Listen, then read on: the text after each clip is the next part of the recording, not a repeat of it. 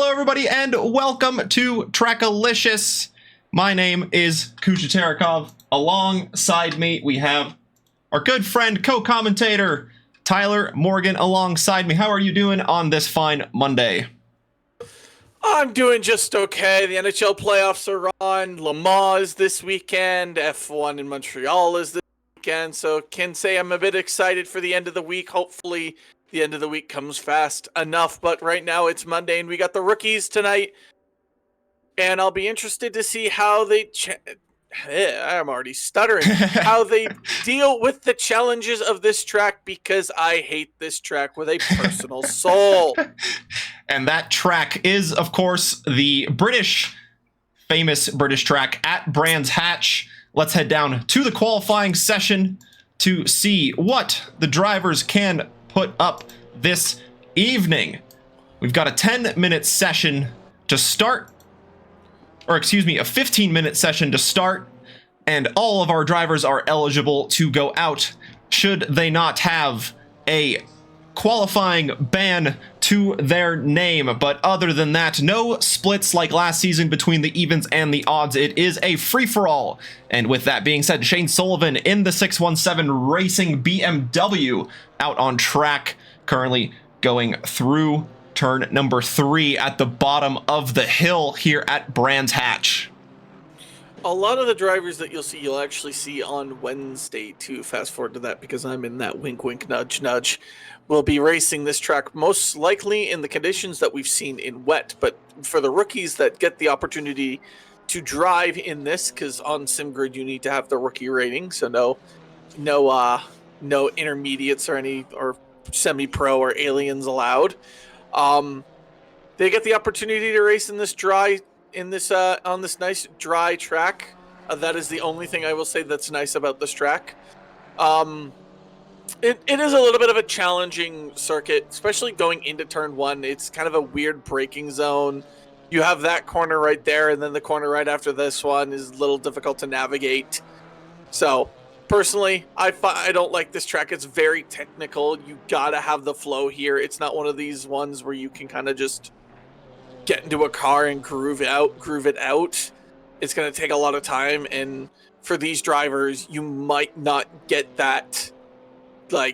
You might not get that time unless you actually put the laps in to really get that time. And Landcloud's gonna currently be ahead of Sullivan for now.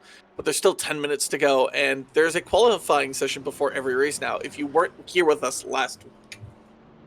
Yep, slightly different format to the rookies format of the past. And we have a 15-minute qualifying session before each race, I should say. So we've got qualifying 1 here to set the order for race number 1. As here is Nicholas Woods going through the start-finish straight, if you could call it a straight, before plunging down the hill at Paddock Hill Bend to start another flying lap. But Damned running wide and into the gravel. That will be his lap, invalidated the Porsche behind there. Able to avoid the McLaren running a little bit wide, so he will have to reset and try and go out for another lap here.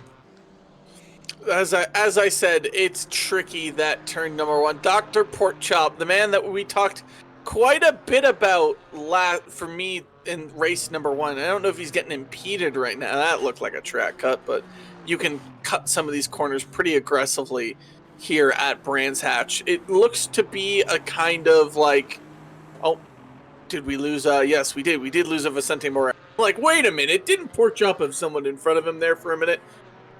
We was right, folks. He was in front, but now he is not. So then we're going to have Landcloud cross the line. No improvement from either one of those. Dr. Porkchop, nope, no improvement from him. He invalidated somewhere in that lap. But yeah, turn 1's kind of tricky. You want to carry as much speed as you can. However, this is livery of the day as I kind of interrupt myself. Turn 1, you want to carry a lot of speed, but that gravel trap on your left-hand side, if you take too much speed, Kuja quickly comes up and catches you. Yeah, it sure does, and with the nature of the corner, it is always breaking away from you. Very difficult to get the grip. All of the weight leaning towards that outside wheel, putting all of the pressure on as Skylar Smith here across the line in the Rockstar livery, up in 11th place and running wide at that Paddock Hill bend at turn 1, invalidating his next flying lap attempt. Dom Matroni just has the final corner at Clark Curve to go before he is able to set another flying, or another valid lap attempt, I should say. Running a little bit wide there, not cutting as much of the track there, maybe just lining himself up for another lap. Able to improve on his lap time, gets within 100th. Nope, he's out there. At least I think Sam he is. Warden, but nonetheless, Dom Matroni up in second place for the time being, and even a slight little bit of a gain can get him up into that provisional pole position. Yes, it can. It can get him anywhere via a slight gain, and that is Dr. Portrait finding themselves inside the top 10. Kerbal asks, have I practiced Brands Hatch yet? It may rain. Am I excited? No, I haven't practiced Brands Hatch yet. Yes, I'm excited it may rain, but that is about it. I do not like this track. It's, again, I said it at the beginning, it's a very flow-dependent circuit, and if you don't have the flow, it kind of just doesn't work. Not to mention, there's going to be GT3s and GT4s on this track, and there's not really a lot of places you can blue flag. Great track, well then that is your own personal opinion, because I disagree with you fully. This is not one of my favorite tracks on the grid. Also, Sullivan has a yellow flag. Is he in the pits? Because I don't see a pit sign on him. I just see a yellow. Yeah, there's definitely a glitch sometimes that happens in these games where, despite the drivers being in the pits, they will show the yellow flag, which is the case for a lot of the drivers, but there is the 621 hanging out at the exit of Paddock Hill Bend. The two Porsches here of Mach Speed and Vicente Moreira currently in 10th and 11th respectively, out on track right next to each other, with Mach Speed currently holding on to that final top 10 position in the number 145 Porsche. Can he gain a little bit of time to jump John, who is in the 562 just in front, 2.7 seconds off of pole position? Where can Mach Speed go? Coming up to the line, a little bit of an improvement, but not able to get the position, whereas Vicente Moreira behind is able to jump both John and Speed and get into 9th place, and running a little bit wide, but should be within limits there to continue on his next flying lap attempt. Yes, you need pace to race and you need flow to go. That is the best way I've seen that. That Jurassic Racing Camaro of Ryan Eason, one of the more odds-on favorites to get pole position today. Can he find himself any time? Yes, he can. He can find himself on provisional pole for race number 1. Just as I had said, pole favorites, and it's so hard to tell from that angle, but yep, he did invalidate because he pulled over on the side of the road for it. Again, you want to try and find every little bit of second you can, and that is wow. The camera gets on, the car immediately goes off. That is just perfect commentator's curse predictions there. Kuja, that is a +1 for you. And apparently Kerbal wants a Ryan Eason livery deep dive of that dinosaur. We sure can get a livery deep dive. Yeah, I'm not sure what happened there. The car didn't even disappear. The car is still rolling on track. The camera just decided, let's just not do that anymore. But here is Spectre in the 24 AMG, having a bit of traffic to deal with in front, but the McLaren invalidating the lap now under blue flag conditions gets out of the way of the AMG, currently in 8th position, 1.8 seconds off of pole position. But even a 10th of an improvement can slide Spectre in front of Landcloud, who currently sits in 7th place, and a few tenths will jump him even higher up. And it looks like we have lost Landcloud, a bit of a disconnection issue there from the KTM. That will push Spectre up into 7th now, and all of those behind, 19 drivers out on track at the time being, a few in the pits, perhaps just changing their tires, getting their car refueled for another qualifying run in the closing 4.5 minutes of the qualifying session before race number 1. Spectre coming up to the line in the AMG. Can they improve into the top 5? Not quite an improvement on this lap, but still time left on the board to try again. Yeah, it's almost like you kind of need to somewhat compromise your entry into turn 1 just so you can get the better exit out of it. Because, like, at that point, your exit needs to be better than your entry. And as Boswell kind of takes that corner a little bit unorthodox, but if it works for drivers. They want to cut this inside curve, wash out a little bit wide, not too much so that you don't lose out some time. Here comes Boswell across the line, stays P10 at the moment. There was not much improvement by him there, and he goes a little deep. He's going to have to compromise his exit out of turn 1. We got 3 minutes left to go. Matroni is currently ahead of Eason, followed by Warden, Sullivan, and Porkchop finds himself just inside that top 5 position. Yep, a lot of drivers in the pits may be happy with the qualifying session they've completed, as Henry Boswell running wide at the exit of the Graham Hill bend, certainly invalidating his flying lap attempt. As we go back to the 24 AMG, looking for an improvement. Just 1 corner left of this 2.4 mile track at Brands Hatch to improve on the qualifying position. Can Spectre move up? They can, up into 6th place, getting past Patrick Nadeau in the 112. Porsche now just has Mercedes teammate Dr. Porkchop in front by about 1/10.5. He might be able to find it. He's got time to do 2 laps, so he's got this one and another one if he so desires. That is the 617 going off.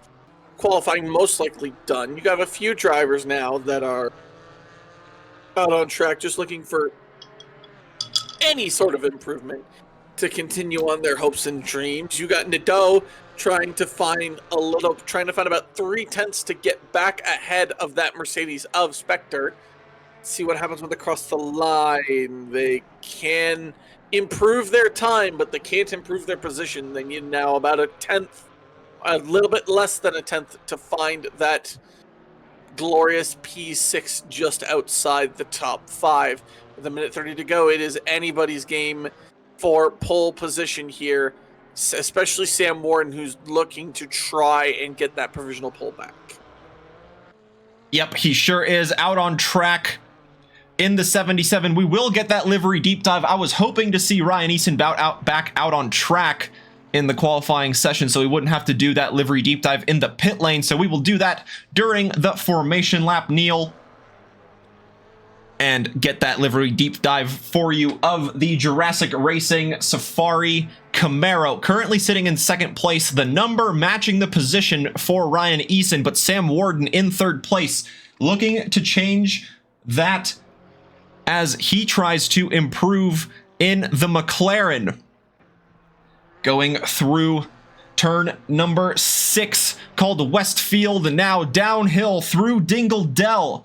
Into Sheen Curve he goes, back up the hill, cutting the corner as much as he possibly can, carrying all of the speed in the McLaren. Vicente Moreira taking out the braking boards, making it a challenge for the drivers behind to find their brake markers at turn number 8, called Sterling, is now through turn 9, Clark's Curve, 1 corner left, running a little bit wide, but carrying all of the speed that he can in the McLaren up to the line. 4 seconds on the clock. He is able to get pole position, a 1:31.780, and he's still on a valid lap attempt to try and change that, but it looks like he will just pull off and be satisfied with that provisional pole time for the time being. The only driver that might potentially change that was maybe Shane Sullivan, who it looks like said is out on a valid lap, but he is not, in fact. So we just have Skylar Smith in the number 19 and the 145 of Mach Speed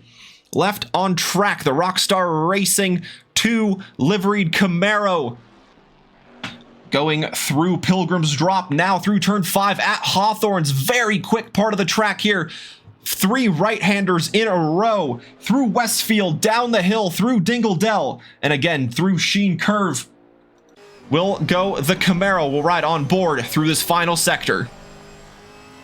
This final sector you gotta nail, especially if you want to find time. You have to find 6/10 to get ahead of Rally Dutchy.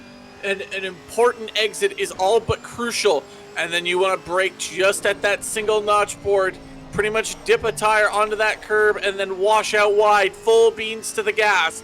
Cut this inside a little bit more just so you can get to the finish line closer. And the time is going to be not good enough. Oh, wow, never mind. He got way ahead of Rally Dutchy. He got himself ahead of Mr. Craig, and the number 19 Camaro finds himself P12 to start. Interesting. Land Cloud still hasn't been able to reconnect. I'm going to go see if I can find out any information on that. Sounds like a plan to me, my friend. We will begin with our grid walk here this evening before the beginning of race 1, I should say.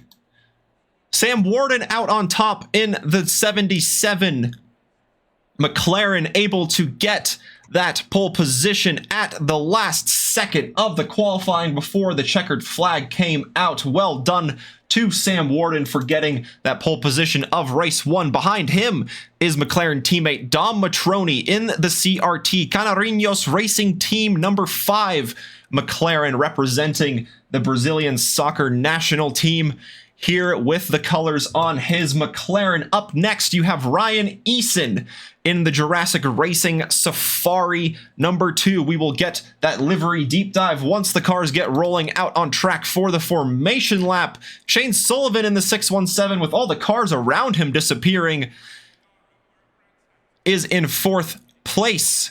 And in 5th, you have Dr. Porkchop starting at the front of the 3rd row in the Chop Shop Racing number 71 AMG. Behind him is Inez Spector in the Night Watch number 24 AMG. The 2 Team AMG teammates occupying the 3rd row of the grid. Behind him, the first Porsche, the 112 of Patrick Nadeau, the Sentry Porsche team, lining up in 7th place. Then the next of the 3 Porsches in a row, you have Vicente Moreira in the 84 Victory of Conquest, also representing the Brazilian flag on his Porsche livery tonight. And then rounding out the trio of Porsches is Mach Speed in the RER liveried 145. Rounding out the top 10 is Henry Boswell in the Knives number 22 BMW, and he will have Aaron John just outside the top 10 in 11th in the 562 Mercedes AMG. Skylar Smith able to get a good lap on the closing, or right at the last stage of qualifying, able to take 12th place in the number 19 Rockstar Racing 2 Camaro. Behind, you have Eden Craig in the GT Racing 778, with Rally Dutchy in the Ginetta in the 621, lines up in 14th place. Then you have Nicholas Woods, the Meme Dream Team GTM 4 number 33, starts in 15th place. Then you have Lane Vindell in the Alpine Esports number 26 out on the grid. Wade Georgeson in the pits with a pit lane start in race 1. Then you have Jared Warren on track in the 28 AMG. Then Jaeger Karu rounds out the drivers, starting a lap here. Henry Boswell, unfortunately, looks like he is returning to the pits, and Wyatt Flournoy as well in the number 7 Allied Racing will start from there. Let's get to this livery deep dive with Ryan Eason's Jurassic Racing Safari car. It's a very nice looking car, personally. I understand it's Jurassic Racing. I need a dinosaur on the car. I need like a T-Rex on the front, like an actual T-Rex, not like the Jurassic Park logo put right on. I want a pterodactyl on the roof. That's what I want in this livery. I want a pterodactyl on the roof. Give me that.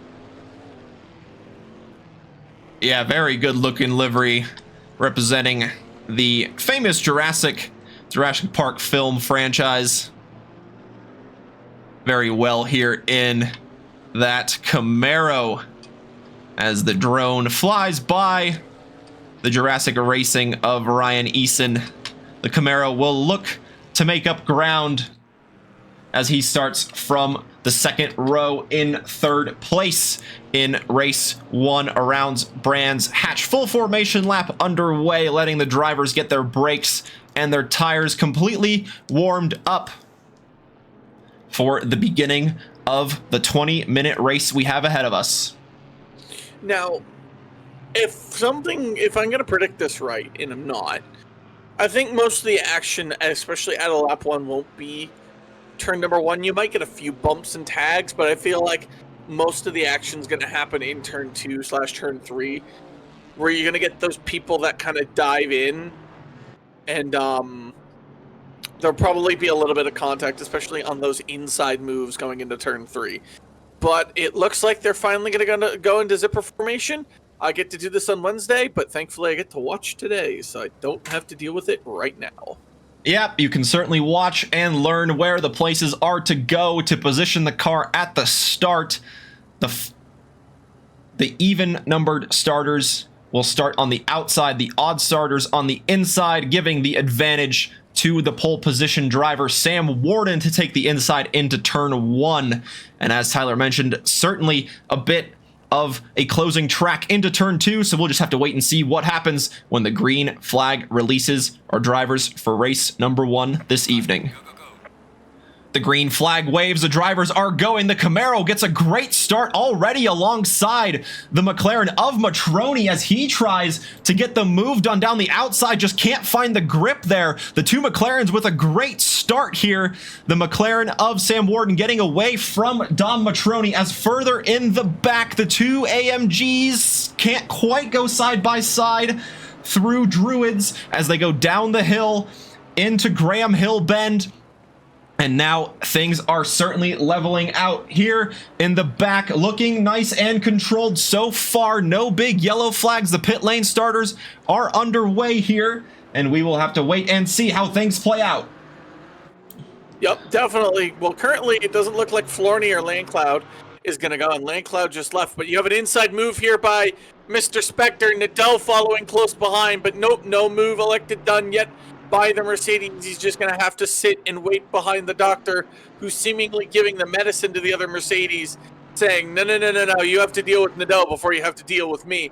And as you said, the pit lane drivers are kind of in a race of their own right now. You have Vicente Morera defending. Oh, that was a little bit of a close touch there. Down, maybe an inside move there, but not enough of an inside move yet by Rally Dutchy to even think about that move. Down the inside, contact is made there. Not an ideal line of choice. That might not be a dive you want to do, especially on lap 1. Lap 1's kind of about survival, and then you can kind of peak the aggression in lap 2, and that is someone going into the pits. That is Smith going into the pits. Yeah, Smith, diving into the pits early, perhaps just a slight, maybe just a fuel miscalculation is the only thing I could think of to force the drivers in so early. It didn't look like the 19 was involved in any sort of contact early on. No big yellow flags. The Porsche, though, in the background doing Porsche things. Patrick Nadeau able to hang on to the rear end as the Porsche engine hangs off the rear end of the car, making it into a slip and slide situation. But Patrick, very skillfully able to keep the Porsche under control, just losing a few places. He has now dropped back, unfortunately, to 8th place, to 9th place now behind Morera. Looking to recover well, though. We certainly know he has the pace to finish in a good top 10 position, and will look to recover after the rear end of the Porsche stepping out on him there. Oh, that's Rally Dutchy running wide. With Rally Dutchy going wide, that means 7, 8, 9, 10, 11 are all Porsches. It is literally the Porsche is the meat. Every other constructor is a sandwich. And as I say that, Vicente Morera is going to ruin that moment as he drifts off wide, allowing Warren and Dutchy to go back into place. So thus, the sandwich is ruined.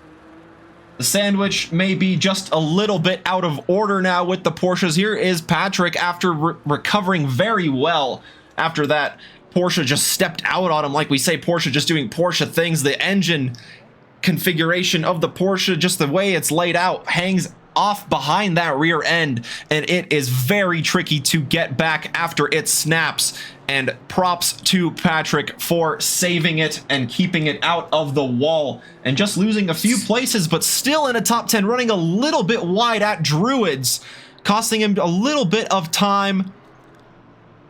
It's mid-engine though in the Cayman. It is, but it's still very much rear favored compared to, say, the McLaren. And especially in the GT4s, it certainly has a lot of weight in the back relative to the other mid-engine cars. So I say that as sort of just a Porsche characteristic, not necessarily where that engine is laid out in the vehicle. Eden Craig under pressure from the AMG of Jay Warren, looking to get the inside position, going down the hill through Dingle Dell, hard on the brakes, and not able to get the position here. The helicopter trying to keep up with the action. Nope, no action required there, especially from the helicopter cam.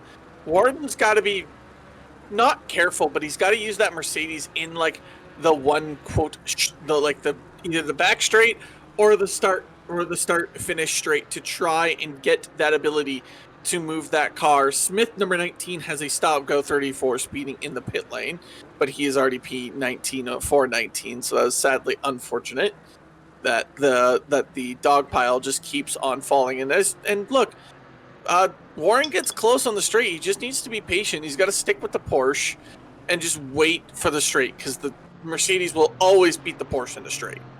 Always. Yeah, luckily for the Porsche, there's not that many straights around Brands Hatch.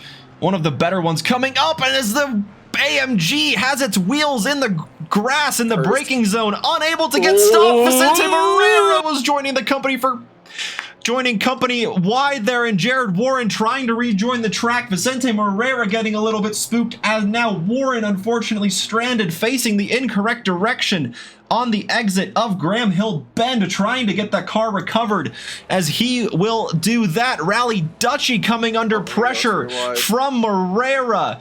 And Nicholas Woods, he just can't quite stick the nose of the McLaren around the outside. The Ginetta having great grip, keeping it around the inside. This is a great battle outside the top 10. The Ginetta drifts wide on the exit, giving the position to Morera and Nicholas Woods and the Alpine of Vindel, but the McLaren now runs wide and gives the positions back. The Alpine will be certainly happy with that. Vindel just picking up positions from cars running wide into the gravel. Rally Dutchy looking to make up ground after slipping back into 13th after running wide at Westfield and drifting the Ginetta through the final corner. He is desperately trying to keep that Ginetta under control and drifting it on through the final quarter, nearly making contact with the Alpine. Nicholas Woods trying to gain ground behind.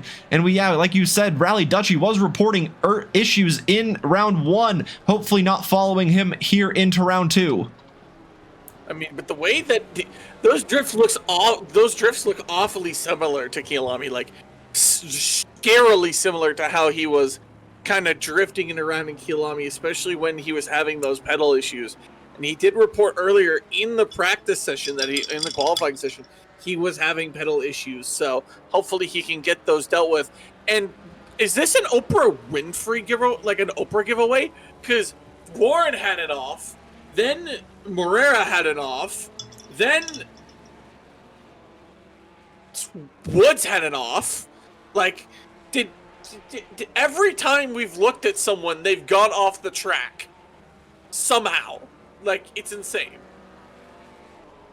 Yep, it is very tricky, very narrow through this Brands Hatch circuit. 4.3 or 2.4 miles, I should say. Getting all my numbers mixed up today. But yes, a very relatively short track. Only 9 official corners labeled as well. So not too many places with long straightaways followed by heavy braking zones as Rally Dutchy here dipping a wheel into the braking zone, slightly drifting the Ginetta, but not as much as he was on the previous lap. The battle of the two Porsches here in the top 10 between Mach Speed and Patrick Nadeau picking up the 1-1-2, looking to make up ground after that rear end snapping on him on the exit of this corner here. Graham Hill Bend. Small straightaway here between turn 3 and turn 4 of Surtees.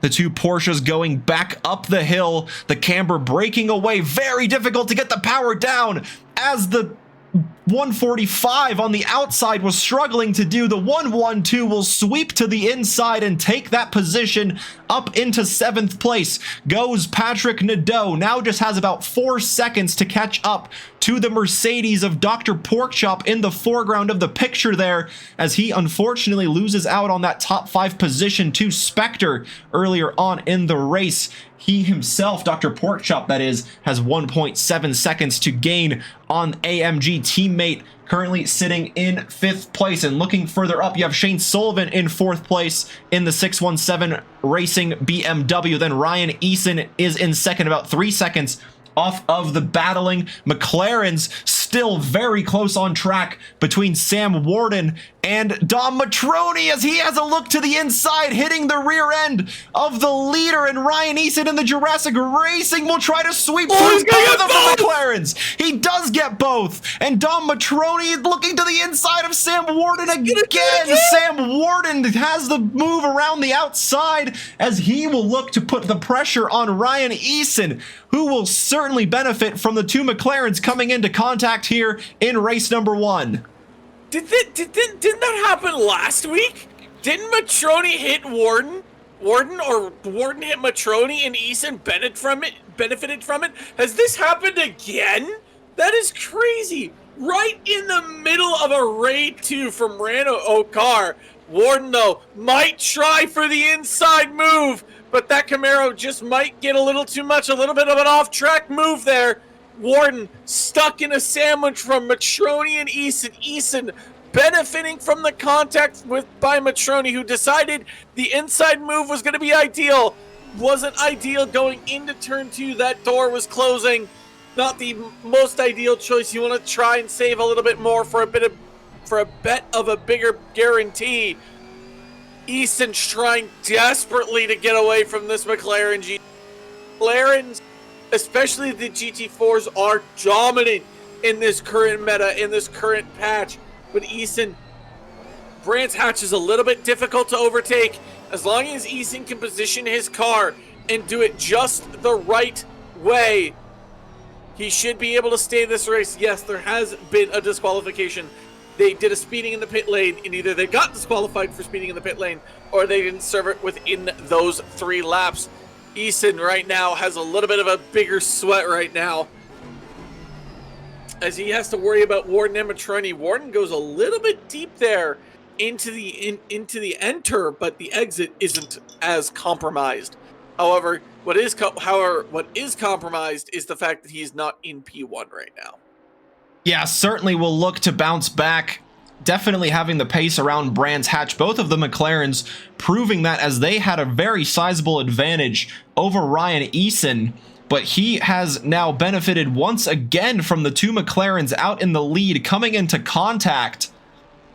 And now Ryan Eason, after completing 7 laps, will look to hang on to the lead with the fast charging McLarens behind, trying desperately to change that position here.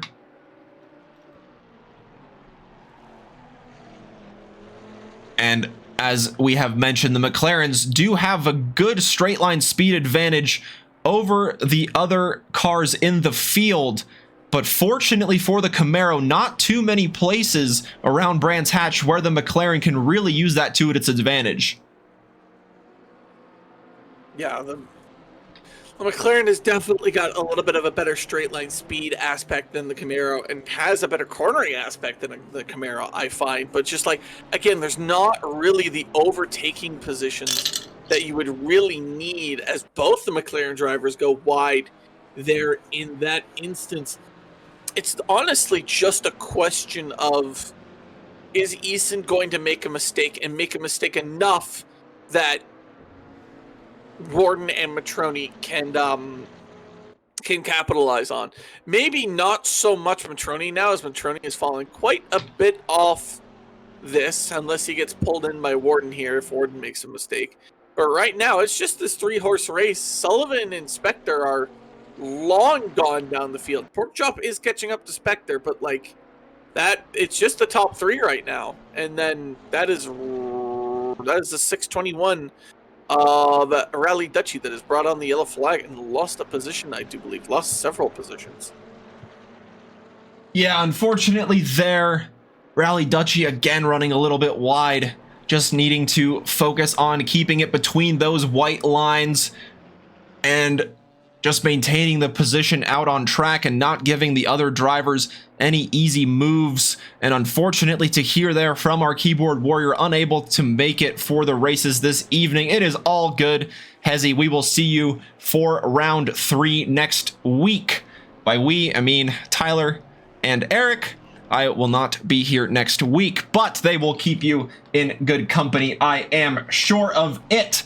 Now, further down the field, Nicholas Woods trying to get positions back, as is Wade Georgeson after that pit lane start for the 707. Nicholas Woods trying to sneak on the inside of the Porsche having none of it, running a little bit wide into the gravel, and now back onto the grass, trying to cover off any sort of moves that the McLaren might throw at the Porsche. Craig in the 778, running a little bit wide, not quite hitting the apex, but able to carry a lot of speed. And that is giving Wade Georgeson a great look down the inside of turn 2 at Druids. He gets the positioning on Nicholas Woods down the inside, late on the brakes, gets the move done through the braking zone, and now the 707 will look ahead to Eden Craig to try and get that position on the Porsche and move up into 12th place. That was a beautiful move. Just, everyone reacted to that. Everyone just honestly looked like a keyboard warrior there for me. Janky moves. No one was prepared for it. But yeah, what an absolute lovely move by Georgeson there. Just stayed in the slipstream, took the inside line into turn 2, clinical and proven. Georgeson with the pit lane start, going to try and keep pushing on. Randall Corey, you did rate us earlier, greatly appreciated. What were you playing, or like what were you getting up to? Especially if you were going to raid with us. And yeah, sadly the keyboard warrior, we will see you next week, unlike Kuja, who we won't see next week because he's decided to abandon us all. Did Matroni get past Warden here? Yes, he has. Just not contact into turn 1. However, I have a feeling I'm going to see what happens into turn 2. The inside line is just too good to resist. Sam Warden gave him that space and Matroni took it for freedom. ACC endurance things? Oh, I did an endurance race last weekend. It didn't go very well, sadly, because ACC and endurance races usually don't really go that well.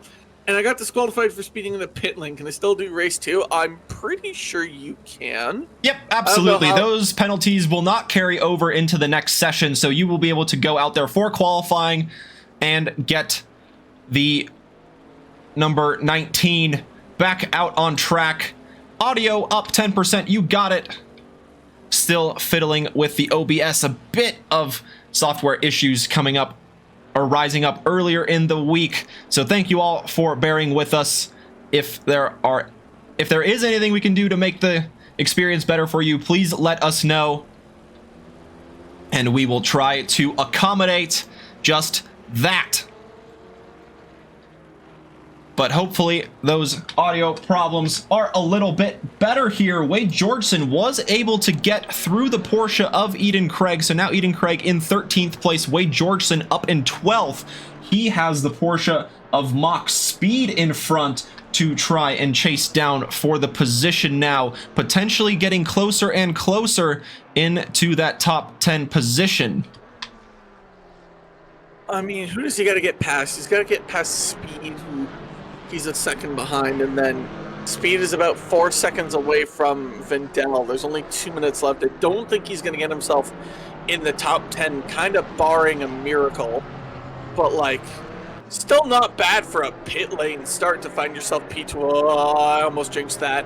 I almost jinxed that so hard. Ian Craig's going to go around the outside, kind of try and do a switchback. Doesn't really work there. I almost cursed Georgeson there, so thankfully I haven't, so we're good and fine and dandy on that. However, Ian Craig's not letting that overtake go lately, Kuja. He wants that P12 back. Certainly does. The Porsche will try to do anything possible with just one lap to go as the leaders cross the start-finish line to start their last 2.4-mile venture around the circuit of Brands Hatch. And now Eden Craig has this lap plus one. Wade Georgeson running wide. Eden Craig to the inside. Is this the move now done for the Porsche? The camera can't keep up. The Porsche sweeps to the inside. Wade Georgeson unfortunately running a little bit wide there in the 707. Has to slam on the brakes and gives the position to the Porsche of Craig, and Mach Speed will be happy to see the battling cars in the background just pulling away just that little bit. Dr. Porkchop able to get through Spectre to retain that top 5 position, as Nadeau creeping up on the pair of AMGs for 5th and 6th place. The Porsche in 7th in the 112, but the AMG of Spectre lining up a move on Dr. Porkchop. Down the Pilgrim's Drop they go into Hawthorne's at turn 5. Porkchop defending the inside line, a little bit deep on the brakes. Is the switchback happening for Spectre into the inside of Westfield through Dingle down the hill? Porkchop has the outside line, has the speed, but crucially Spectre hanging on down the inside. A bit of contact between the two. Porkchop hanging on with the speed around the outside. Spectre having to slam on the brakes, cutting the course. Meanwhile, Ryan Eason has taken the lead, or the win, excuse me, of race number 1. Sam Warden in second, Dom Matroni in third, Shane Sullivan in fourth. Dr. Porkchop here holding on to 5th place. Spectre unable to get by. This is an absolutely epic battle here to the line, but Porkchop hanging on to 5th, Spectre 6th, Nadeau just at the last second graping up to the battle in 7th place. Great recovery from Nadeau after that little incident with the Porsche. The 920 of Jaeger Karu across the line in 8th place. Then Vicente Morera will be next in 9th. The trio of Porsches in 7th, 8th, and 9th crossing the line here. Then you have Lane Vindel up into a top 10 position after starting outside the top 15 in the Alpine Esports, with Mach Speed finishing in 11th. Eden Craig able to take 12th, protecting that position from Wade Georgeson, who had a good race there with contact there at the end from the 28th of Warren, who will cross the line in 17th. Nicholas Woods finishes 14th. Aaron John in the 562 AMG will be next across the line. And Rally Dutchy out on track in the Janetta, not too far off of John, will be the last of the drivers to take the checkered flag. Will I still be able to join the lobby if the race started to get a pit lane start? Yes, you can. The predictions were nothing. I did not predict for it. I have a feeling race number 2 will be a lot more fun. Race 2 is always a lot more fun. However, I just need to confirm, did Eason did that happen to Eason again? Because I swear that happened at Kielami, where he won the race because the top 2 collided again. Yeah, it seems to have happened again, and we missed Ryan Eason taking the checkered flag, but Ryan Eason confirmed across the line in first place in the Jurassic Racing Safari number 2 Camaro. Sam Warden did take the line in second place. Dom Matroni rounding out the podium in third, and then Shane Sullivan. Bit of a quiet race for him, but a strong finish nonetheless in fourth place. Dr. Porkchop battling with Spectre, the 2 AMGs battling all race long, but Dr. Porkchop able to come out on top in that top 5 position. Then Nadeau in 7th, Jaeger Karu in 8th, Moreira in 9th, and then Vindel rounded out the top 10. So we will wait for the timer to tick over to the beginning of the next qualifying session. And yeah, great race 1. No major incidents. It seemed like there were a couple of yellow flags here and there. We've seen drivers running a little bit wide in a few corners. Just need to get that consistency down a little bit dialed in. But nonetheless, very good racing from the rookies here in round 2 of the Summer Championship here at Trackalicious. Two things. Max speed and max power. Yes, absolutely. Great team. Should do that more often. Has he hopefully maybe, I think we're going to get a 4 server continuation because currently right now no one's moved. And then in terms of Doyle saying I'm not here and this guy starts slacking, listen here, buddy. I race with you on Wednesdays. I can do stuff about what you say in chat. So keep talking. Keep interacting. We love it here at Trackalicious when we get to interact. And I will predict against you on Wednesday. Even though I'm driving, I will come into the commentary booth just to curse you before race start. Do not tempt me. Sir, indeed, I agree. You are letting the power get to your head there, Tyler. We can't be doing that. We're not having any fixed sort of racing here. And there it is, the official timing charts on the left-hand side there. Ryan Eason with the race win, Sam Warden in 2nd, Dom Matroni in 3rd, but he did have the fastest lap of the race, showing that he has the pace in the McLaren to fight for that top position, but just unable to get a clean move done on Sam Warden this time around. Hopefully things will change in race 2, but we never know because the order at the front just might change with another qualifying session coming up, and it is starting right now.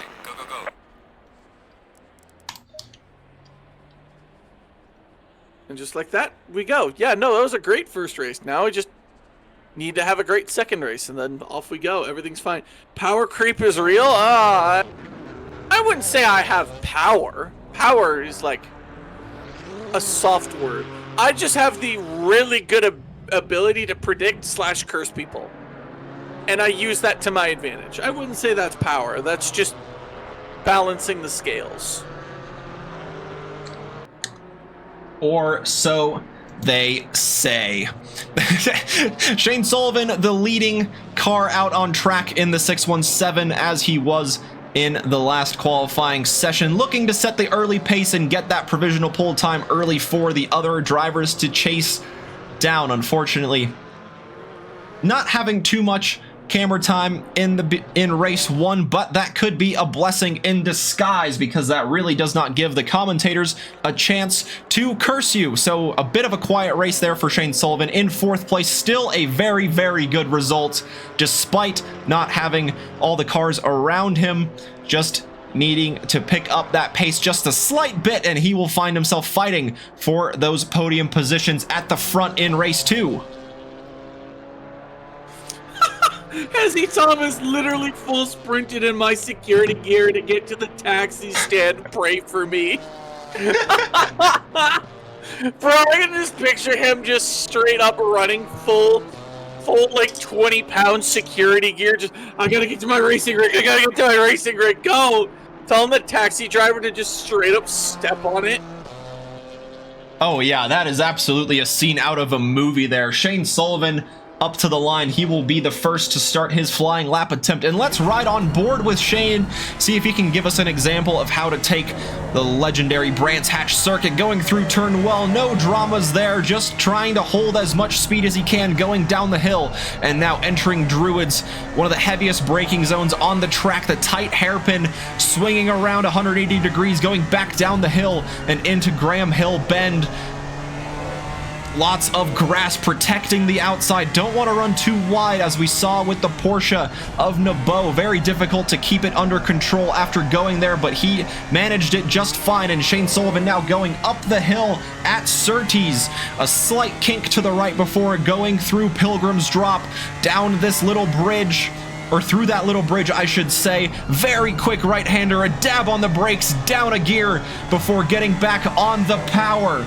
Going into Westfield now, turn number 6, down another gear, and down the hill he goes through Dingledell, approaching Sheen's curve, slightly up the hill, cresting it, a blind apex before going into turn 8. This is Sterling's going to the left, trying to carry as much speed as he can in third gear, up into fourth, one braking zone left at Clark's curve, trying to carry as much speed as he can through fourth, doesn't want to get any wheel spin, now just charging up to the line, very clean lap. How high can the 617 go? He will take provisional pole as he is the first on the board. A 1:33.135 will be the time for the drivers to chase down. Craig going to be next across the line. So far, nobody is going to beat that time yet until you see probably Matroni, Warden, as Ian Craig decides that turn 1 needs to be investigated a little bit more with that gravel trap and finds themselves driving through it all. You have Aaron John going to see if he can finish his lap and see what time they can put on the board. The 562 Mercedes comes across the line, finds himself currently P6, but still plenty of time to go in this qualifying session. Plenty of laps to get down.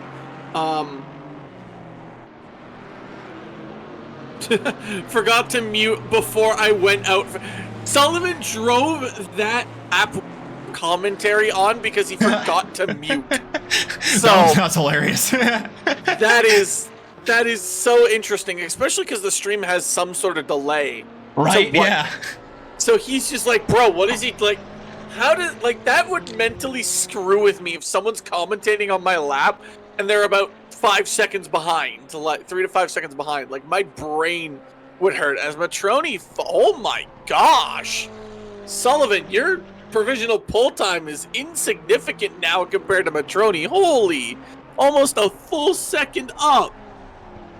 Oh yeah, very quick pace. Very good pace from the McLarens. We'll just have to wait and see where Sam Warden will finish as well. The two front-running McLarens in the race before. Shane Sullivan showing, though, in the BMW what pace he has back in the pits, looking to get some new rubber on the car and looking to get back out there for another stint to try and improve the time at the top of the board. A 1:32.235 is the time to beat. Skylar Smith up to the line in the Rockstar Racing number 19. How high can Skylar go in the Camaro? Not hugging the inside, perhaps just lining up for the next lap. Good enough for a top 10 position for the time being. Just about 6 minutes have gone by in qualifying number 2. Matroni on top, Sullivan is in second, then you have Nadeau in third, and the order mixes up as Sam Warden is able to get a time on the board, good enough for second place, so he will split Shane Sullivan and Dom Matroni at the top of the charts. Yep, definitely a lap to get done there by Sam Warden. So still plenty of time, still 8 minutes left to go in this qualifying number 2 session. So you will see a few drivers that will not be, that are still in the pits and don't have lap times. They either have a qualifying ban or a pit lane start, one or the other. So, and because it's race number 2, if they have a pit lane start in race number 2, there's really no point to qualify. So, especially Indeed. with the new separated qualifyings, having a pit lane start in race number 2, but not having one in race number 1, you could at least qualify in qualifying session number 1. So, it's a bit nice. So you're not. Comparatively last year, if you had a pit lane start, you weren't just kind of sad for both races. Indeed. All right, on board with the McLaren of Sam Warden to close out his flying lap attempt here, going through turn 8 at Sterling's. A little bit wide onto the grass, just trying to carry all the speed that he can through the bridge. One braking zone left just after the marker on the left-hand side, up into fourth, into the banked start-finish straight, if you can call it that, to the line. He takes provisional pole, a 31.975. Creeping into the 31s is Sam Warden, and he is pushing yet again for another flying lap attempt.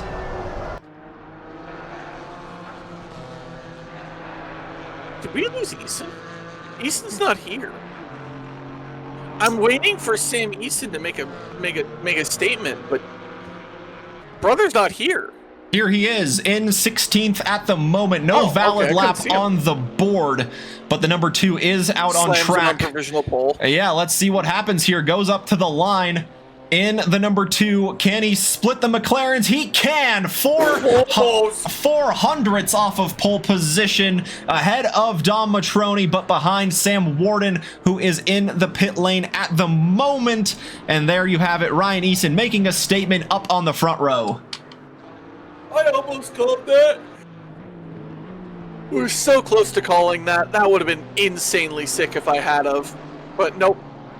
Landcloud seemingly stuck right now in P8. That lap invalidation won't help. So they're going to have to go. That's what honestly, that's what sucks about invalidating turn 1 or turn 2 is you got to do the entire track all over again. So you kind of just have to sit there and kind of mold with yourself a little bit, just like kind of in your own head, just going, yeah, I shouldn't have done that. You know, I shouldn't have pushed so hard. Maybe I could have just sit there and talk with yourself. I didn't say this because I didn't really notice it, but I'm noticing it now. Doyle said, let's just say if I hear some sort of curse and end up behind you, something gonna go down. So, there's some content for you there, Kuja, on Wednesday. If you see me and Doyle anywhere near each other, you know what to do. Yeah, we'll certainly have to tune in. We'll maybe even pull you both into the voice chat at the same time and get the onboard comments, as Dom Matroni was able to improve his lap time coming to the line on his last attempt, but it just was not quick enough to get by Ryan Eason. A 132.165 from the number 5 McLaren is the best time on the board. He needs another 10th and a half to get to Ryan Eason, and about another 2/10 if he wants to get to Sam Warden, who has the provisional pole position for the time being. And here is Wade Georgeson completing his flying lap attempt in the 7:07 with the AMG behind, trying to pick up as much slipstream. Georgeson up into the top 10 in 8th place. Oh, and sliding through. Is the AMG going to stay out of trouble? There's a bit of a tussle going on here in qualifying for the track position. Wade Georgeson out in front of the number 24 for the time being. And yeah, still 4 and a bit minutes left in qualifying, so time is ticking down. Very important to get those good laps in while you can. The 24 Spectre actually got a beautiful toe behind Georgeson there. Like literally, he's P5. How much? I wonder how much that toe helped. Now, can Eason slap it onto a little deep there? That tire in the grass might ruin his lap time. It does not. He has found himself on provisional pole now. Yes, make sure you have enough fuel this time, Skylar. Don't pit too early. Vicente Morera, definitely a person that can find themselves inside the top 10. Currently, as are right now, can definitely improve. A 10th would find themselves at least up to P8 at minimum. Vicente Morera next across the line. Ooh. Definitely needed more than a 10th there. Finds himself in the top 5. Still a full second back of the top 3, but best of the rest is still really good. Yeah, very good. Getting the BMW of Shane Sullivan there as well. Moving up into 4th place. Huge improvement on that last lap from Morera. Finds himself in a great position on that second row of the grid. Less than 3 minutes left in the qualifying for the drivers to try and get their positions sorted out here for race 2 at Brands Hatch. Landcloud unfortunately had that disconnect before the race, so we weren't unable to see the race pace of the KTM, but he did qualify in a good top 10 position for race 1. Let's see how high the Grip Runners KTM can get. A bit of traffic in front, but it doesn't look like it's close enough to be too impactful on Landcloud as he goes up the hill into turn number 7 at machine curve. Just 2 corners to go here. Sterling's trying to carry as much speed as he can, not following the line of the Porsche in front into the grass, and now he will get a good slipstream off the Porsche in the closing stages of the lap, but the Porsche running a little bit wide into the gravel will not give him a slipstream, so just the natural speed of the KTM is all that Land Cloud can use. Coming up to the line, gets up into 6th place, 1.3 seconds off of pole, needs about another 10th, and he will find himself in a top 5 position ahead of Shane Sullivan in that 617 BMW. That when you ride on board with a KTM there, it looks like an open car. Right? Like, it legit looks like he's like a weird modified F1 car. Flournoy, let's see, can they maybe get ahead of Craig here? They can get ahead of Craig and Boswell. They find themselves up into P16, and that is about all they're going to do because they invalidate, and that will be the end of their qualifying session. The drivers that currently are on a lap can finish it, and if they reach the line, they can go again. Matroni, currently 3/10 back of pole. The other drivers are in the pits, so if he snags provisional pole, he's got it, but he does not. He has one more lap to try. He needs 500ths to get into Warden's range, and then he needs a 10.5 to tie Eason. So he's got another lap to do it, and he definitely can. But it's gonna be a little bit of a, I don't think it'll be a stretch, but it'll definitely be difficult. The KTM is an open cockpit for the road-going version. They just added a clamshell because the GT4 rigs don't allow an open cockpit. Yeah, that makes sense. Land Cloud across the line, no improvement just yet, as that is the 71 of Pork Chop being. Oh my gosh! Look at the lap times for Vicente Morera and Pork Chop. Look at that. Separated by absolutely nothing are the cars in 4th and 5th place. Spectre can't eclipse both Morera and Porkchop. 6th will be the highest that the 24 can go, and Matroni is back in the pits. Unfortunately for him, had huge improvements on his last flying lap attempt before running a little bit wide at the final corner, costing him that precious bit of lap time to try and find himself on the front row, but still 3rd place is a very good starting position for race 2. Shane Sullivan, one of the last drivers on a valid lap in the BMW, set the pace early, dropped back to 7th place. Can he move up into the top 5? He can. He gets 4th place. He's within a second of pole, and he jumps Morera, Porkchop, and Spectre. And Shane Sullivan once again will find himself in a good spot for race 2. The KTM up to the line. The Grip Runners in 8th. Can he find a top 5 position? He can as well. Oh my Gets God, by they're so Morera close. and Dr. Porkchop. Come on. Crazy close lap times in the top 5 there, and the Doe can't close the gap. And so 9th will be what the 1-1-2 will settle for. Absolutely close between 4th all the way to 10th, separated by 0.2 of a second. 5th was 2 thousandths ahead of 6th and 7th. That is insane. That is mind-boggling how close that was. Like, yeah, that was an exciting end. The only way that could have made that better is if Nadeau had also gotten the same lap time. Yeah, it's already so difficult for 2 drivers, and now let alone 3. And we missed it earlier, but congrats on that new PB, Skylar.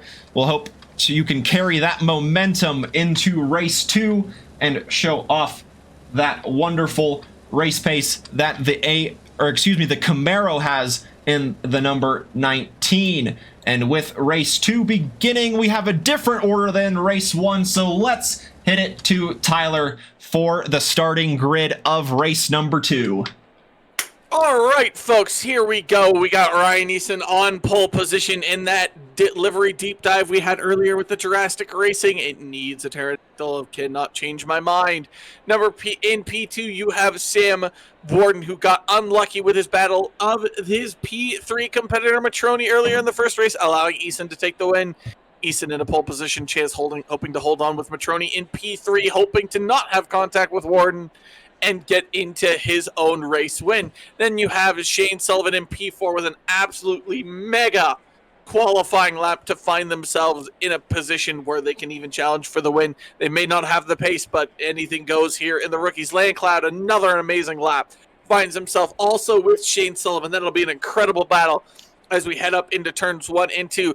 Vicente Morera and Dr. Porkchop did the same lap times. However, just like in F1, Vicente Morera did it first. He gets to be on P6, third row with Landcloud. Dr. Porkchop, again, same lap time as Morera, did it last. He gets to be in P7, and he has got a Mercedes for company, his Mercedes constructor brethren, number 24 Spectre in the Night Watch Mercedes. And then on the fifth row, you have Nadeau in the 1-1-2. Tried to improve on their final lap time, could not. Then you have Georgeson in the 707-420 Oz. That car still looks pretty damn good to me, folks. And then that rounds out the top 10. Then you have Jared Warren, who was doing amazing in the first race. Sadly, found the gravel and just lost control, could not recover. Hopefully avoiding that in race number 2. Then you have Mach Speed, Max Powers, either older or little brother, I don't know which one you want to call that, in the 145 RER. Then you have Skylar Smith, the personal best in qualifying, hoping to get a personal best in the race. Sits in the number 19 P13. Then you have Nicholas Woods taking a race. Not really, oh my god. Pit lane starts, so they will start in the back of the grid. We will get to them after. Then you have Aaron John sitting in now the new P14 spot in the 562. Flowney moves on to have him for company. Hopefully they won't make contact in the Porsche Motorsport number 7. That car actually looks pretty sick. Not gonna lie. Then you have Ian Craig, P18, the 778. Then you have Rally Dutchy. Did not have an exciting qualifying, but had a very exciting race depending on who you ask and depending on your version of exciting. Sits in the 621 Janetta. Then you have Karu, sorry, I'm gonna get that name butchered. And the 920 Speedy Bud wasn't here. He has since left. Maybe he got scared of me. And then he will have the Alpine for company behind, and that is Vindel in the Alpine Esports Series. And we have 2 pit lane star drivers. We have Nicholas Woods in the 33, sadly having a pit lane start for race number 2. And then you have Boswell with him sitting in the back. That is Rally Dutchy, folks. That is Henry Boswell in the Knives 22 BMW. That rounds out your grid for race number 2. I'll give Brands Hatch one thing. It has quick 4 laps, so not much time to have to sit and wait. Yeah, that is true. Very short lap, 2.43 miles, only 9 corners in this very hilly, very undulating track built in the natural amphitheater that used to exist in this area before the track was laid.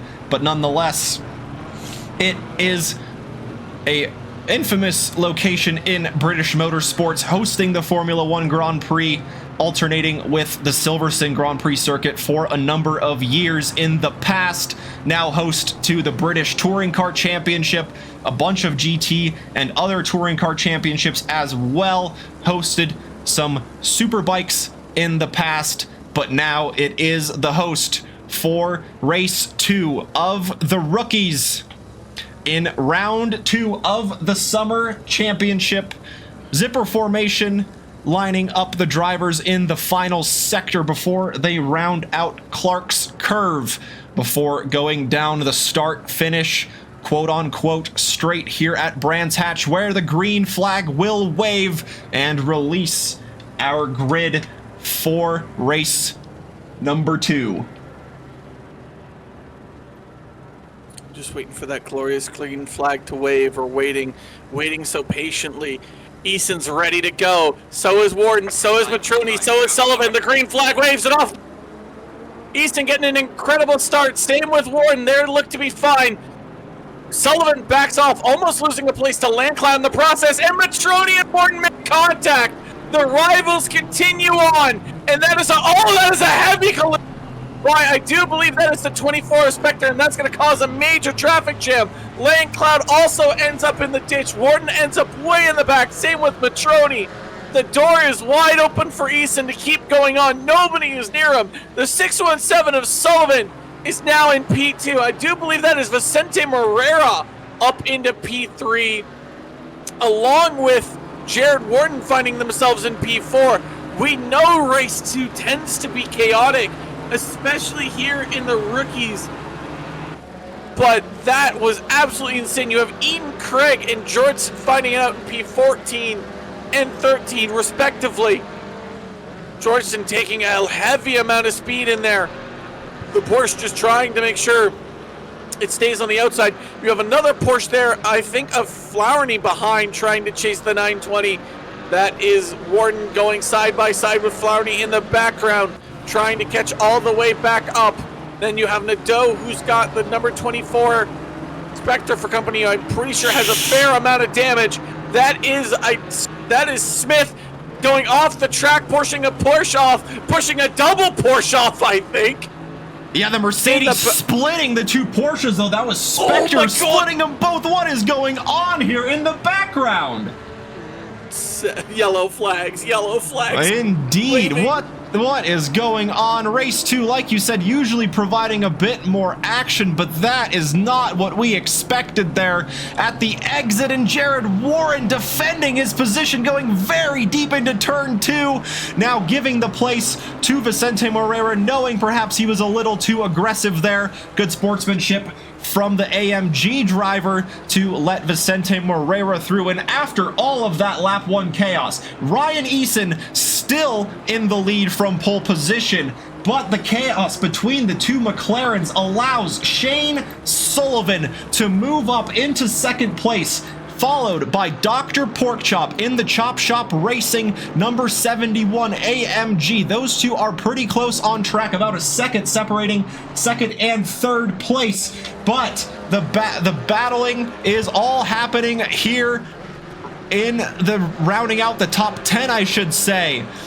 Now Sam Warden looking to recover after that contact at the start with Dom Matroni, trying to have a look on the inside, gets through Rally Dutchy before the braking zone up the hill. Rally Dutchy hanging it around the outside, drifting the Ginetta, but nonetheless, that allows Sam Warden to get through up into 9th, so now he has Dom Matroni in the number 5 ahead for position, and Landcloud in the KTM looking to make up places in the back there. He was trying to look up the inside, the Ginetta running a little bit wide. Is this gonna allow Craig to go through on Rally Dutchy on the inside of Paddock Hill Bend, but the Ginetta very confident on the brakes. Can he hang it around the outside to keep the move? He tries, but he goes a little bit wide into the gravel. This is going to allow Landcloud to go down the inside of both Eden Craig and Rally Dutchy. Landcloud recovering into a top 10 position now. Landcloud up into 10th place, Eden Craig in 11th. And unfortunately, again, the Ginetta just seems to be suffering from that consistent race pace, not able to find all the apexes as cleanly as possible, dropping back into 12th place and again running wide. That's at Surtees. The Alpine looking to get the position as they go through the longest straight on the track. Okay, we got raided in the middle of that. Apparently. Thank you so much for the raid. What were you playing? What were you getting up to? Thank you for joining. You have joined right in the middle of the action. Rally Dutchy pretty much using that Ginetta as cutting a little bit too much of the inside. That's going to allow the Alpine of Vindel to have possibly opportunities and looks. That is Eden Craig going off the track. Porsche doing Porsche things. Struggling seemingly on this track that just requires a lot of precision. You have Matroni, Warden. That is Steve Smith being banged off the track. Warden looking on the inside for Matroni. The rivals continuing to fight. Warden backs off, however, electing to wait and get the better exit. Look at that exit go. Look at the power speed of that. Warden not going up the inside, defended by Matroni. Warden trying to use the power of the brakes, power of the corner to maybe get an opportunity. Landcloud actually got past Smith into turn 2. So Landcloud also chasing Matroni and Warden, pretty much using the toe from them and kind of watching them fight off the other drivers as the two powerhouses that were P2 and P3 are attempting to charge their way up the grid. And for both of these drivers, the Mercedes of Spectre is next on the grid. But these guys are just going to follow each other toe via toe. So this battle is by no means over just yet. Yeah, indeed. So Sam Warden did qualify in front of Matroni, now finds himself behind the McLaren comrade, we'll call him for the time being. Not sure where this rivalry will go, as there have been contact a few times between the two McLaren drivers, but I am sure they are both in good spirits, just respecting the way racing is. I'm sure there are no hard feelings between them. They are just getting it on with it. Less than 14 minutes to go in the race so far. The first quarter of the race providing a great bit of action, especially lap 1, mixing the field up a very good bit with the front runners coming into contact. That was Sam Warden and Dom Matroni, who might be having a look down the inside of Vicente Moreira. The two Brazilians side by side on track, the Porsche defending the inside, but Sam Warden is gonna sneak on through. He might take the position from Matroni, but can he also take the position from Moreira? He can, going into the braking zone of Surtees, sliding on the outside. But that will slow him down for the straight. It looks like Matroni was able to get a brilliant exit. By the Porsche goes the McLaren. He has the outside line, the speed of the McLaren very evident there. And Warden and Matroni go through on Moreira, but crucially, Warden able to get past the McLaren of Matroni. Oh, he runs wide, though. He runs wide. Is this the moment Matroni might be looking for? Their side-by-side going up the hill into Sheen's curve. Matroni covering off the inside. Sam Warden trying to get the position back. And no, he's just thought the better of it. Didn't try the switchback move there. And again, just sliding the GT4 McLaren out of the corners, looking to carry as much speed as they can, fighting the traction of the tires all the way to the edge, again running onto the grass there, trying to carry all the speed they can. And after all of that, Matroni ends up back in front of Warden. Warden, he got so excited, probably. Bumpy, you got to be careful hitting that curb.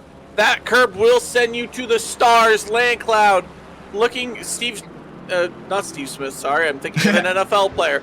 Skylar Smith did get Landcloud was ahead of Skylar Smith, defense by Skylar Smith, however, up the inside, not letting Landcloud take the opportunity to get ahead, using that Camaro to force the KTM into some uncomfortable situation. The KTM does have better race pace, and look down the inside goes Landcloud, maybe, nope, elects the better of it. Skylar Smith defending that P9 like lives are on the line. And it is to some people. Landcloud electing to stick in the toe for now. The toe is very nice. It's very good here. A little bit of a light braking zone here.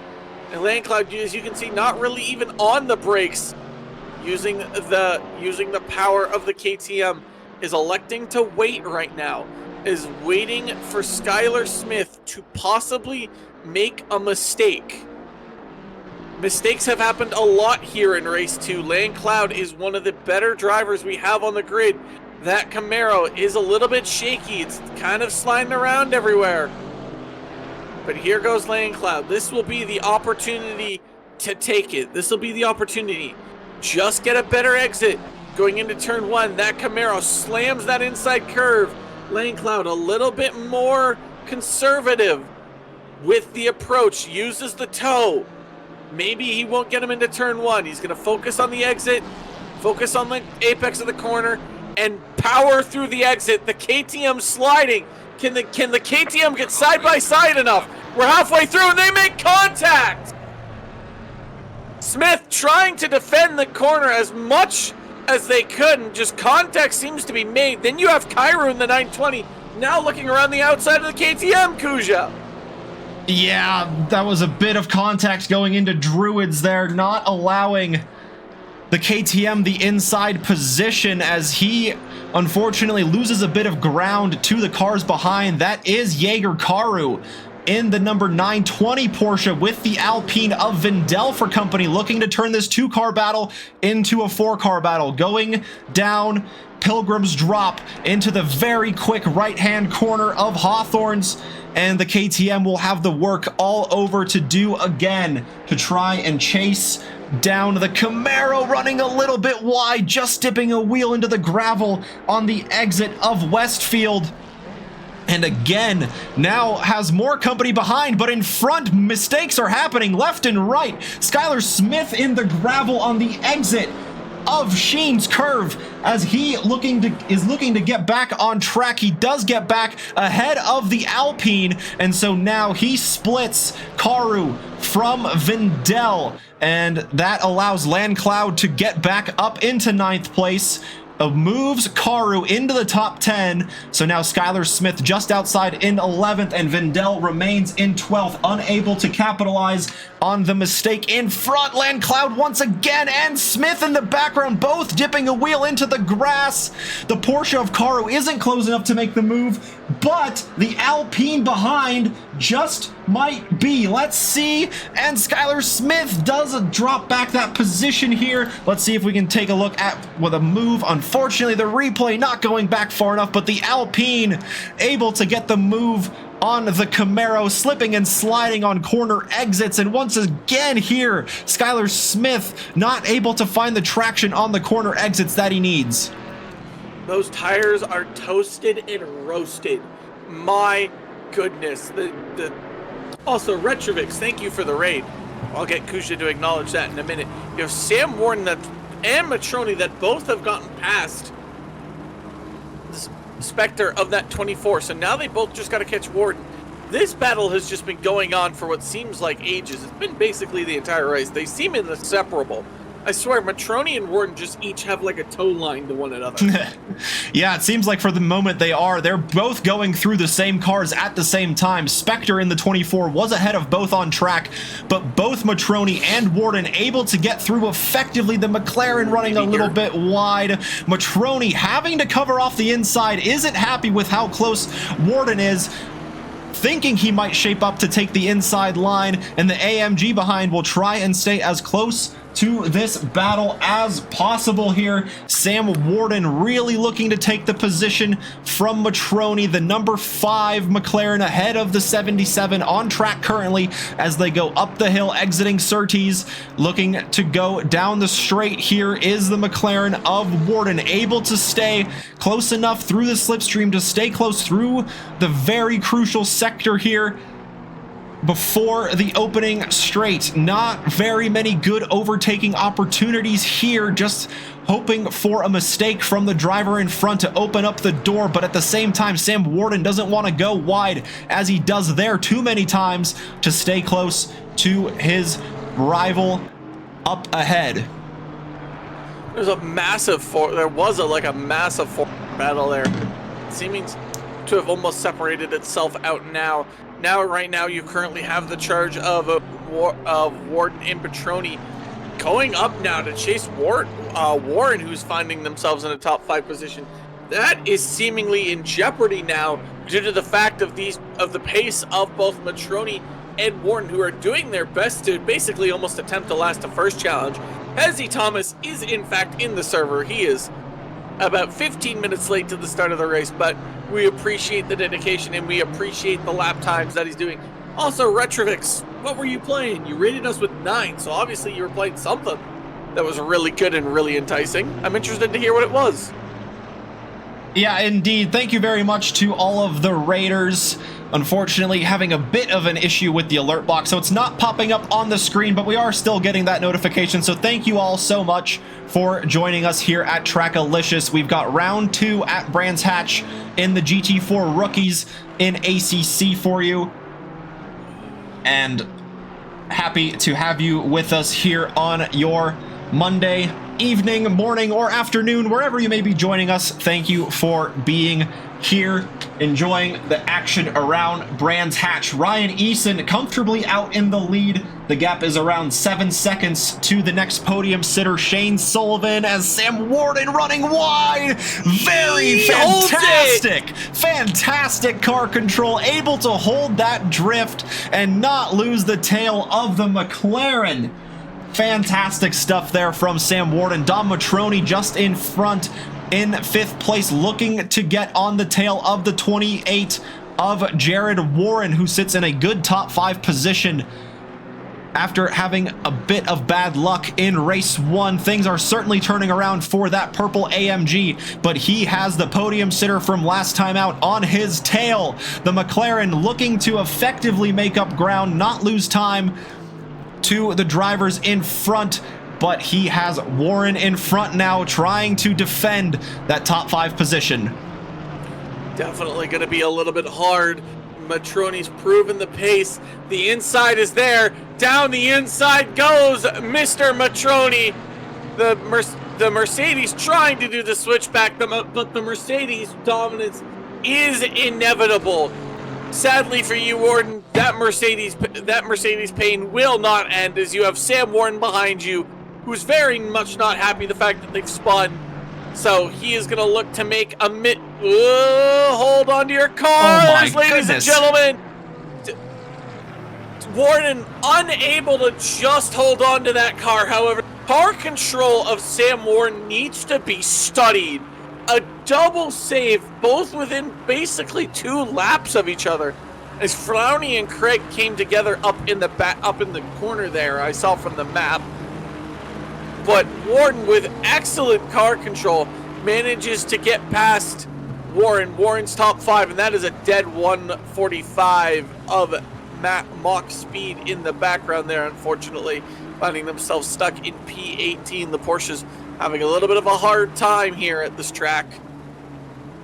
And Warden's top 5 finish slowly gets taken away as one of the 2 fastest drivers we have on the grid take their 4th and 5th positions respectively, as Sam Warden's tires seemingly have almost failed him here. Yeah, having to drift out of a lot of the corners here is Sam Warden. Not able to get the power down as effectively as he would like. Looking to try and stay close to Dom Matroni in front. They are both about 3.5 seconds off of the final podium position held of Dr. Porkchop in the 71.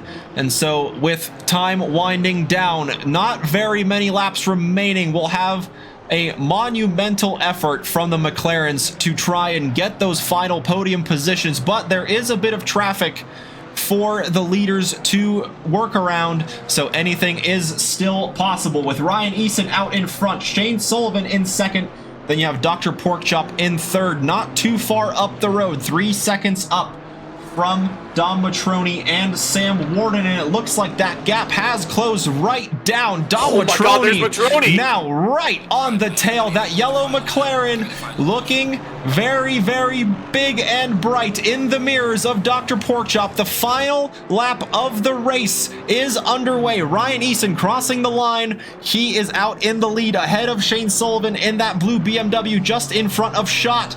But the battle might just pick up here between Dr. Porkchop and Dom Matroni for that final podium position. And crucially, how impactful will that Porsche be in the middle in this battle as well? I believe that is Nadeau in the 112, trying to not get lapped by Dr. Porkchop. Best ad timing known to man. That's usually how it goes, but of course he won't hear that because he is watching the ad. But looking back at the start of the race, causing a bit of chaos early on, lots to recover from a lot of the drivers. The gap just closing between Dr. Porkchop and Matroni. Sam Warden is really not too far off in the distance either to try and get that top position, but Ryan Eason very comfortably out in the lead from the beginning in race 2, just has the 9th and final corner to go around the 2.4 mile layout of Brands Hatch. Through the sweeping corners he goes to take the checkered flag. Ryan Eason out on top in race 2. Then you're gonna have Shane Sullivan with the 1-1-2 in tow, taking 2. And I think the clock will strike midnight on the 2 McLarens. Just not enough laps for Warden and Matroni to make up too much ground. Their contacts early, forcing them to take 4th and 5th respectively. Spectre in 6th, Warden in 7th. Vicente Morera will finish in 8th place.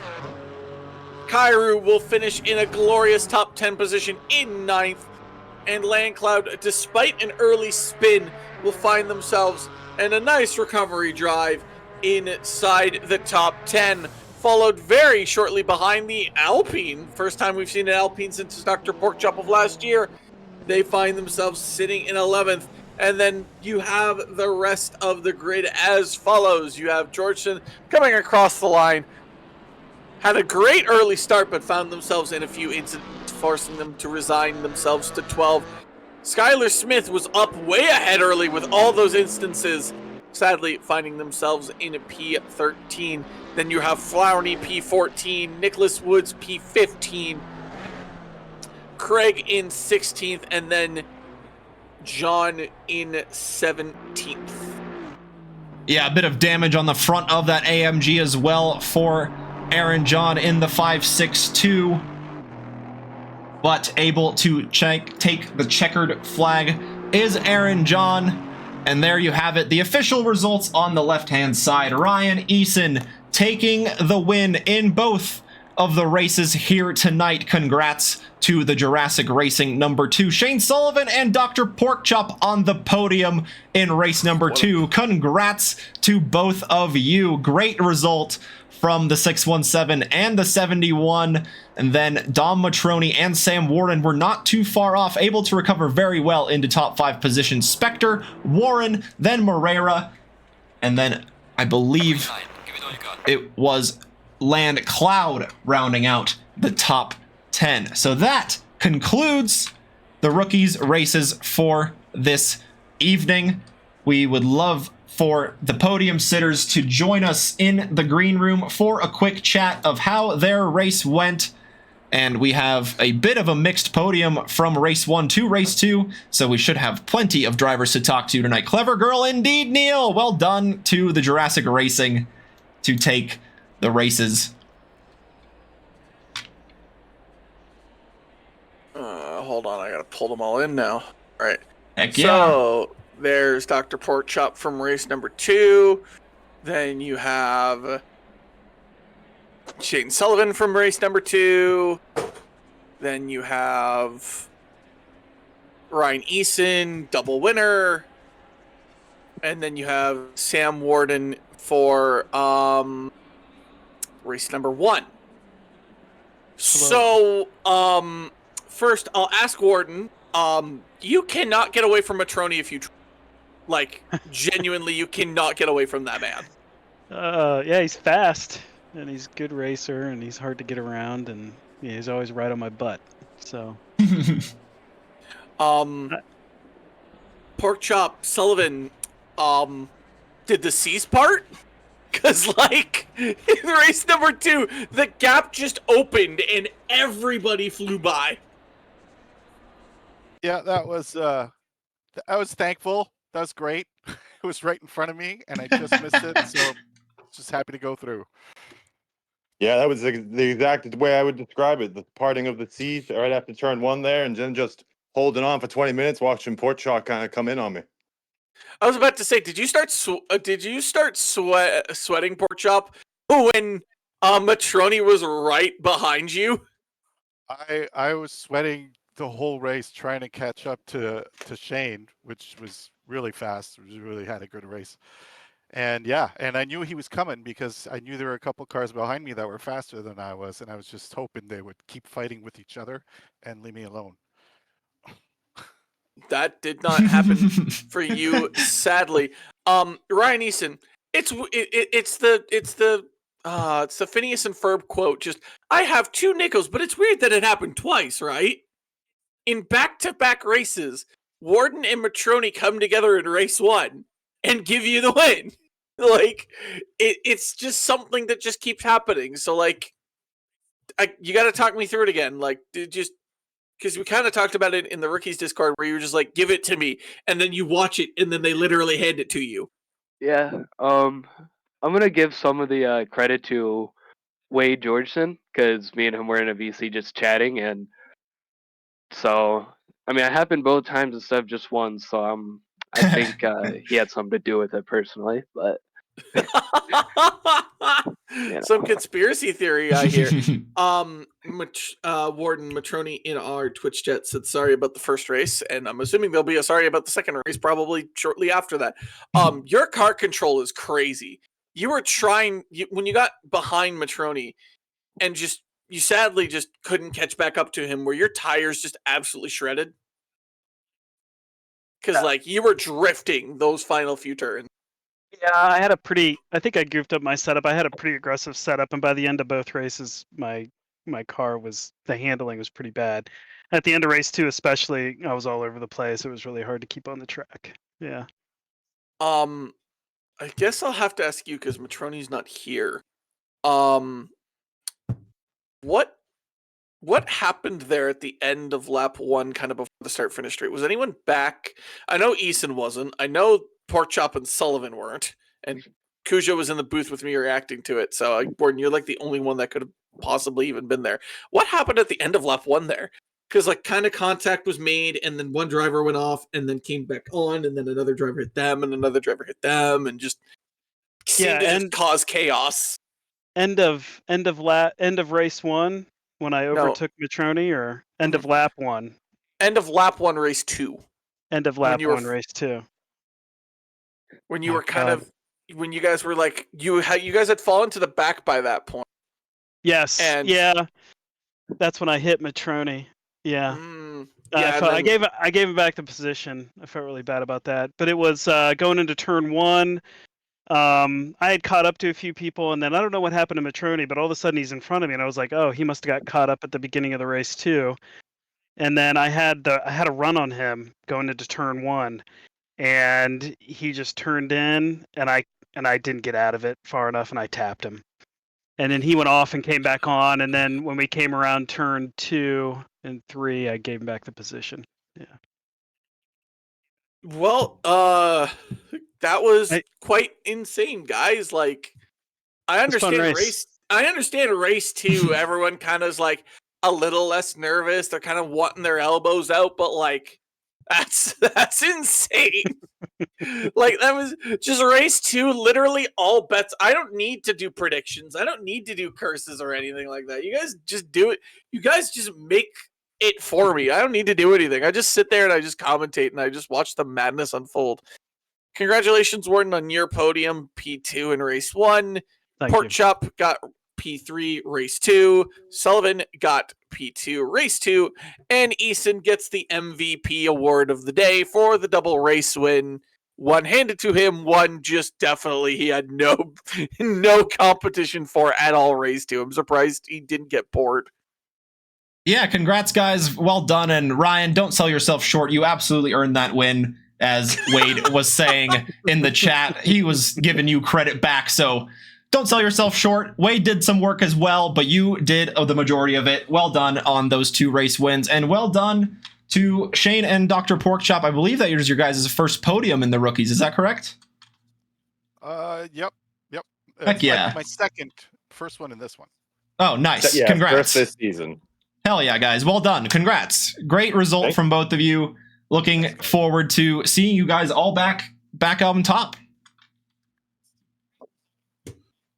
And now I'm going to get to move them off. They don't move themselves. All right, that one. And I'm going to move him. Oh, and Sam as well. Great job in the first race and a strong recovery as well in the second race. Able to demonstrate brilliant car control to try and get that McLaren back into a podium position. Didn't quite get to say that at the end, but hopefully he will watch the stream and get the praise he deserves. Yeah, and as he said, yeah, racing happens, bit of contact, but yeah, no hard feelings, I am sure, between the two of them, and they will continue as they do in the next round, racing hard and racing well to the checkered flag. Before we have our final thoughts, let's tell you guys what sort of races you can look forward to in the weeks ahead. So Mondays, we've got the GT4 rookies in ACC. Tomorrow on Tuesdays, we've got the LMP, or excuse me, the Hypercar and the GT3 multi-class in Le Mans Ultimate. Wednesdays, we go to ACC once again for the GT3 and GT4 multi-class championship. You will get to see co-commentator Tyler Morgan out on track battling it out in the GT4s. Then on Thursday, we go to our last multi-class championship, I should say, in iRacing this time. It is the LMP2s and the GT3s for that one. Friday, we have our conclusion of a 3-round championship in Le Mans Ultimate at the Circuit de la Sarthe. Do tune into that. We should have a pretty big grid, and with the update that is to come tomorrow, there will be lots to look forward to in that one. Saturday, we got the day off, and then on Sundays, we go back to ACC for some GT3 action in the Sunday League. So if you are interested in joining in any of those series, the signups are open on SimGrid, !SimGrid to get to that. Thank you to Throttle Junkie as well for that raid at the end, and to Jay Maynett for the sub. Thank you both for the support here at Trackalicious, sneaking in at the end there for the interviews. Apologies to those we may have missed earlier on. The alert box just wasn't quite working, like we mentioned, with a bit of the OBS troubles earlier in the week, just trying to get all those issues sorted out. So thank you all for your patience. Thank you for tuning in tonight. Tyler, we'll send it to you for your closing thoughts. I mean, what is there to say, really? It was just absolutely just amazing race. Top down. Again, still don't like this track. Nothing will ever change that. But the racing was really good. It was automatically amazing. Raid ready 45 seconds. All right, I'll make it up quick. And next week is Red Bull Ring, my favorite track, my favorite thing. I want to see if I can get onto the grid, sneak on for the rookies, but I don't know if Eric will let me. And Kuja, enjoy your vacation. We'll see you when you get back. Thank you very much. I will be here for the rest of the week, providing the action in most of those series for you guys. Eric's got the raid ready. Be sure to stick around. And we do have Tyler's birthday bash on July 7th. If you are interested in signing up for that, the link is in the chat. Our lovely Eric just posted that there. Stick around for the raid. Thank you all for tuning in this evening for round 2 of the rookies. I hope you all have a good rest of your night, morning, afternoon, or evening, wherever you may be watching. We will catch you all next time.